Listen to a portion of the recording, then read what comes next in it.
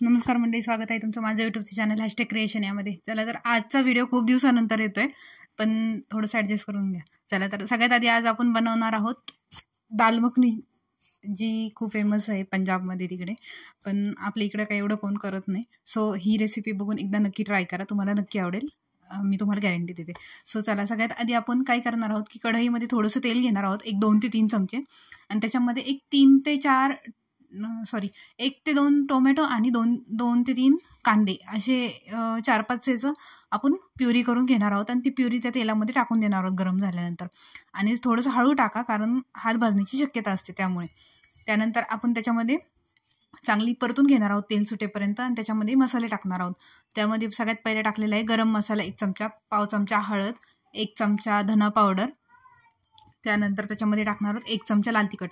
तिखट तुम्ही तुमच्या आवडीनुसार कमी जास्त करू शकता, आवश्यकतेनुसार. त्यानंतर त्याला चांगलं आता मिक्स करून घेणार आहोत आपण. मिक्स करून घ्यायचं आहे आणि परत एकदा तेल सुटेपर्यंत चांगलं परतून घ्यायचं आहे. आणि आता या स्टेजवरती नाही का, आपण ज्यावेळेस मसाले टाकतो त्यावेळेस तुम्ही 1-2 चमचे पाणी टाका, जेणेकरून आपले मसाले ते करपणार नाही आणि तेलामध्ये चांगले मुरले जातील, शिजले जातील त्या टोमॅटोच्या प्युरीमध्ये ते, आणि एकजीव होऊन जातील. तर बघा, आता पूर्ण मी मिक्स करून घेते चमच्याने. फक्त या भाजीमध्ये फक्त मसाले परतण्यासाठीच वेळ लागतो, नाहीतर अजिबात वेळ लागत नाही. एकदम पटकन होते, थोड्या वेळात 15 ते 20 मिनिटमध्ये ही भाजी रेडी पण होऊन जाते.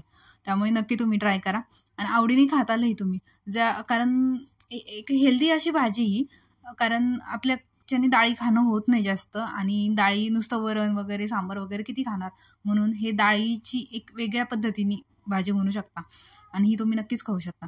तर बघा, सगळ्यात आधी मी मिक्स करून घेतलेले आहेत आता मसाले सगळे. पूर्ण परतून घ्यायचं आहे ते, चांगले वेळ परतून द्यायचं, चांगलं परतून घ्यायचं ते एकदम. बघा आता किती एकदम असं मसाला, जसं ग्रेव्ही हॉटेलच्या भाजीला असते तशी ग्रेव्ही दिसते का नाही बघा. त्याला चांगलं हलवून घ्यायचं आणि मिक्स करून घ्यायचं. चांगलं तेल सुटेपर्यंत परतून घ्यायचं. तोपर्यंत तुम्ही जर माझ्या चॅनलवरती नवीन असाल तर माझ्या चॅनलला सबस्क्राईब करा, व्हिडिओजला लाईक करा, कमेंट करा, शेअर करा, आणि प्लीज सबस्क्राईब करा. ओके, चला तर मग आपला मसाला परतून होतोय चांगला, आणि मसाला परतून होतोय तोपर्यंत आपण जे डाळ आणि राजमा घेणार आहे ते सांगते मी. 1 वाटी उडदाची डाळ घ्यायची आहे आणि पाव वाटी राजमा घ्यायचा आहे. हा चांगला 3 ते 4 तास भिजवून घ्यायचा, आणि चांगला भिजून झाला की त्याला आपण कुकरला टाकून शिट्ट्या करून घेणार आहोत. 4 ते 5 शिट्ट्या घ्या, जेणेकरून जी डाळ आणि राजमा आहे तो एकदम चांगला शिजला जाईल, नाही का, एकजीव झाल्यासारखा शिजला जाईल. त्यासाठी जर कच्चा राहिला थोडाफार तर ते एकदम असं दाताखाली येईल ना. सो चांगलं एकदम शिजून घ्या. शिजून घेऊन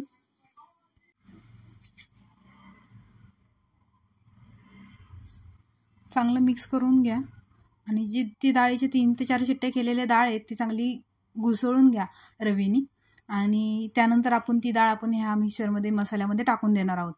तर बघा, सगळ्यात आधी आपण आता मसाला चांगला परतून झालेला आहे. पाणी टाकून बघितलं ना मी, 2 ते 3 चमचे पाणी टाकून पण चांगला शिजून घेतला, जेणेकरून तो कच्चा वगैरे राहणार नाही आणि करपणार पण नाही. त्यासाठी याला सतत हलवत राहायचं, जेणेकरून आपला मसाला करपणार नाही. हलवलं नाही तर तो करपण्याची शक्यता असते, त्यामुळे त्याला चांगलं हलवत राहा. बघा, आता छानपैकी हलवून झाला आहे आपला मसाला, आणि बऱ्यापैकी आपला मसाला परतल्याही गेला आहे.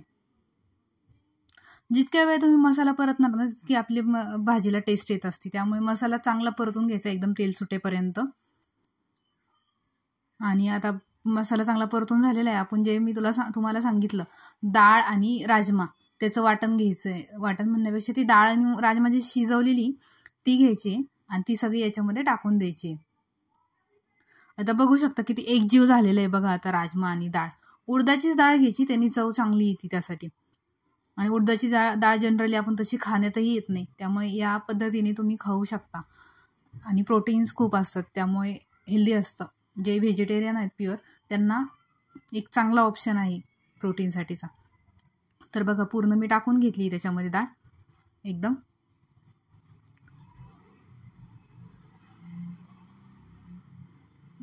सगळी टाकून घ्यायची आणि मग पूर्ण मिक्स करून घ्यायचं. आता डाळ घट्ट ठेवली मी जरा, कारण ते फ्लेवर त्या डाळीमध्ये पटकन उतरल्या जाईल त्यासाठी.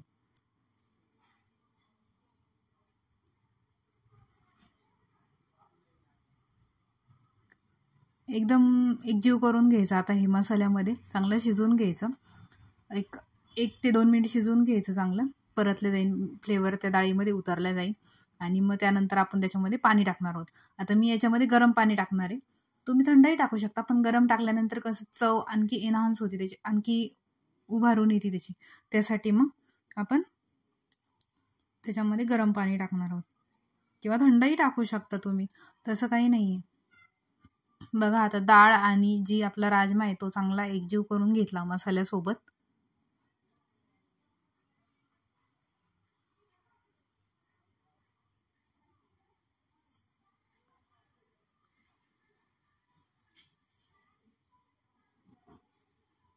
चांगलं मिक्स करून घ्यायचं आहे बेसिकली. ते कच्चं नको राहायला. कच्चं म्हणण्यापेक्षा तो फ्लेवर त्या डाळीमध्ये चांगला उतरला पाहिजे. किंवा डायरेक्ट तुम्ही पाणी जास्त टाकून पण ते मिक्स करू शकता, पण हे असं करून बघा, याने टेस्ट एकदम उभारून येते नाही का, टेस्टी होती डाळ एकदम. चांगलं एकजीव करून घ्या, चांगलं हलवून घ्या आणि मिक्स करून घ्या, चांगलं परतून घ्या त्याला. आता यालाही असं थोडंसं तेल सुटल्यासारखं होईल ह्या मसाल्याला सुद्धा, आपले जे डाळ आपण टाकून मिक्स केलेलं आहे त्याला.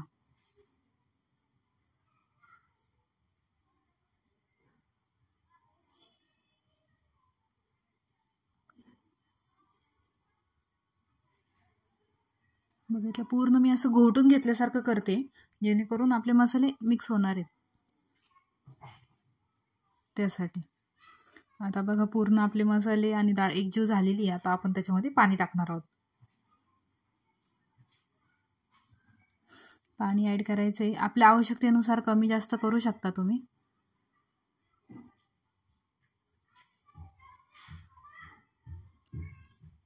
जर तुम्हाला घट्ट आवडत असेल तर घट्ट करा, पातळ आवडत असेल तर पातळ करा.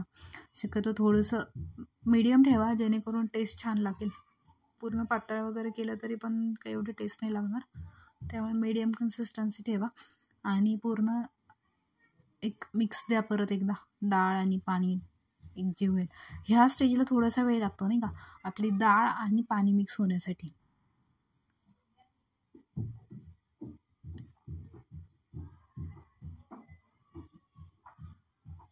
कारण आपली डाळ मसाल्यामध्ये चांगली परतलेली असते तर थोडी घट्ट असते. किंवा इथे तुम्ही रवीने पण डायरेक्टली घुसळू शकता.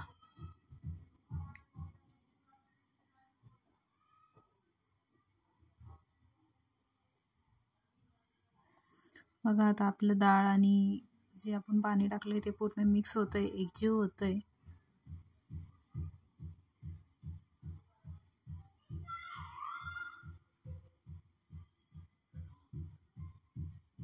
छानपैकी घुसळून झालंय आपलं. आणि आता ज्यावेळेस आपलं एकत्र होऊन जाईल सगळं, त्यानंतर त्याला शिजण्यासाठी वेळ द्यायचा. शिजवून घ्यायचं चांगलं, एक 10 ते 15 मिनटं त्याला चांगलं शिजवून घ्यायचं. बघा आता माझ्या ह्याची कन्सिस्टन्सी कशी झालेली डाळीची, एकदम असं मीडियम आचेवरती त्याला चांगलं शिजवून घ्यायचं. एक 10 ते 15 मिनटं चांगली दणकून उकळी आली ना, डाळ एक नंबर लागते. बघा आता पूर्ण एकजीव झाले आणि आता त्याला आपण शिजून देणार आहोत जरा वेळ. त्याच्यामध्ये चवीपुरतं मीठ टाकायचं आणि मीठ टाकून परत एकदा त्याला एकदा मिक्स करून घ्यायचं.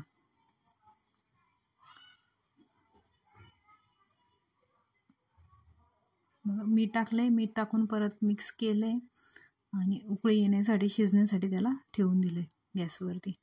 मीडियम आचेवरतीच ठेवा, खूप मोठं किंवा बारीक नका करू. बघा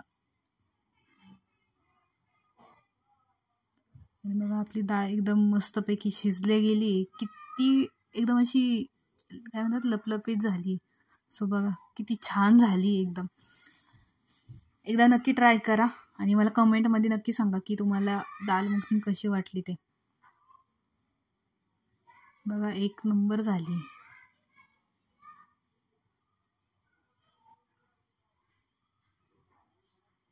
त्यानंतर त्याच्यामध्ये दाल मखनी म्हणल्यावरती मक्खन तर पडलंच पाहिजे. मग मी त्याच्यामध्ये 1 चमचा बटर टाकलेलं आहे आणि परत एकदा त्याला मिक्स करून घेतलेलं आहे. तुम्ही फ्रेश क्रीम पण टाकू शकता, पण आत्ता लगेच नाही टाकायची, जेवता वेळी टाका. किंवा थोडीशी टेस्ट चेंज होईल आत्ताच टाकली तर. जेवतावेळी फ्रेश क्रीम टाकून गरम करून ज्यावेळी घेता त्यावेळी फ्रेश क्रीम टाका.